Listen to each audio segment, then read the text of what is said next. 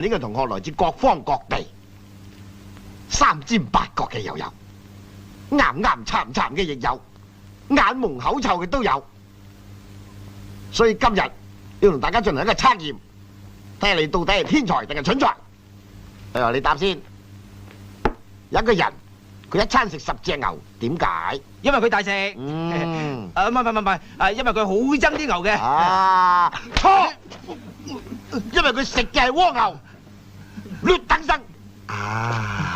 校長，鄧麗如，你嘅問題就係咁嘅。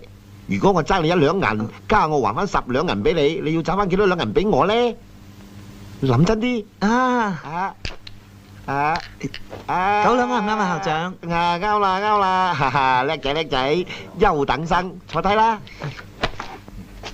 張我喺度。借咗啲乜嘢係唔使還嘅咧？借阿爹啲錢咯。嘥咗你，係借咩啊？皇帝死咗，佢個仔做乜嘢？做皇帝。死啊你！做孤兒啊！蠢材。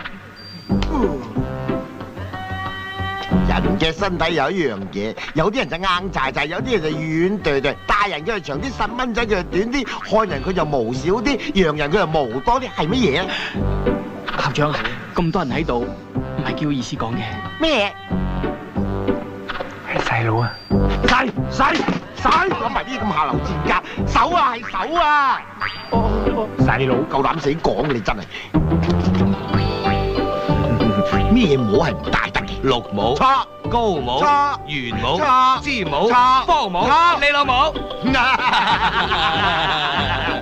錯，我老帽。啱啦！幫我問候佢啊！有心啊，校長。